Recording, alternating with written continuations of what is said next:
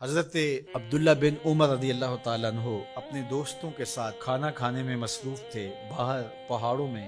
آج بھی عرب ایسا کرتے ہیں، گھر سے کھانا تیار کیا اور باہر صحراؤں میں پہاڑوں میں لے کر وہاں بیٹھ کے کھانا کھاتے ہیں۔ تو کھانا کھا رہے تھے تو ایک چرواہا بکریاں لے کے گزرا، تو آپ کے دل میں اس کے لیے محبت پیدا ہوئی، تو اس کو بلا کے کہا کہ تم بھی ہمارے ساتھ بیٹھ کے 2 لقمے لے لو۔ اس نے معذرت کی۔ آپ نے پھر کہا نہیں، 2 لقمے آپ ہمارے ساتھ لے لیجئے۔ تو اس نے کہا کہ میرا روزہ ہے، میں روزے سے ہوں۔ تو حضرت عبداللہ خوش ہوئے کہ سخت گرمی اور سارا دن دھوپ میں بکریوں کے پیچھے روزہ رکھا ہوا ہے۔ آپ نے کہا کہ اگر ایک بکری تو ہمیں فروخت کر دے اور ہم ذبح کر کے اس کو تیار کر لیتے ہیں اور خود بھی کھائیں گے اور آپ بھی ہمارے ساتھ افطار کر لینا۔ اس نے کہا میں ان بکریوں کا مالک نہیں ہوں، میں چرواہا ہوں، یہ میرے آقا کی بکریاں ہیں اور میں بیچنے کا مجاز نہیں ہوں۔ بہت متاثر ہوئے عبداللہ ابن عمر رضی اللہ تعالیٰ عنہ۔ آپ نے اس کو مزید آزمانے کے لیے کہا کہ تو اپنے آقا سے کہہ دینا کہ بھیڑیا بکری اٹھا کے لے گیا تھا، تو ایک بکری ہمیں دے دے۔ تو اس نے ایسے آسمان کی طرف دیکھا اور کہا اللہ کہاں ہے؟ بس اس کا یہ انداز حضرت عبداللہ بن عمر کو اتنا بھا گیا، اتنا اچھا لگا کہ آپ جب یہ واقعہ سنایا کرتے تھے تو آنکھوں سے آنسو جاری ہو جاتے، اور فرماتے اس نے یوں انگلی کھڑی کی تھی اور آسمان کی طرف دیکھا تھا اور بار بار کہتا تھا اللہ کہاں ہے؟ خیر آپ واپس شہر آئے، اس کے مالک کو تلاش کیا اور کہا کہ اس غلام کو اور بکریوں کو من چاہی قیمت کے ساتھ مجھے فروخت کر۔ اس نے بکریاں اور غلام دونوں بیچ دیے۔ آپ نے غلام کو بلایا اور کہا کہ تو آج کے بعد آزاد ہے اور یہ بکریاں بھی تیری ملک ہوئی۔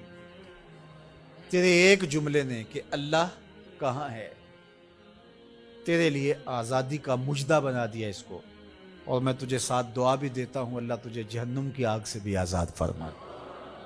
تو یہ یقین کہ میرا اللہ مجھے دیکھ رہا ہے، یہ اگر آپ کے ساتھ جڑ جاتا ہے تو پھر کسی کیمرے کسی سیکورٹی کی ضرورت نہیں ہے۔ یہ عقیدہ اتنا بڑا حصار ہے، عبادات میں بھی سرور دیتا ہے، اور یہ عقیدہ انسان کو گناہوں سے بھی محفوظ کرتا ہے اور بچاتا ہے۔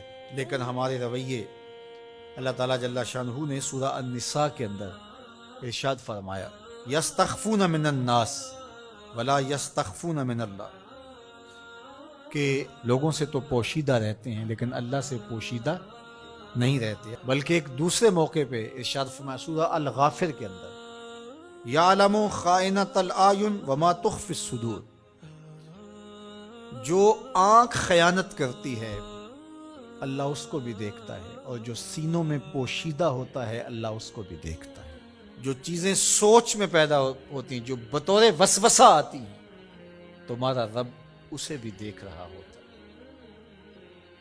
حضرت عمر بن عبدالعزیز رضی اللہ تعالی عنہ فرمایا کرتے تھے کہ اپنی خلوتوں کو پاک رکھو، اللہ تمہارے ظاہر کو ستھرا کر دے گا۔ جس شخص کی خلوت پاکیزہ ہوتی ہے، عفت مآب ہوتی ہے، تو اس کے چہرے پہ خاص قسم کا نور ہوتا ہے۔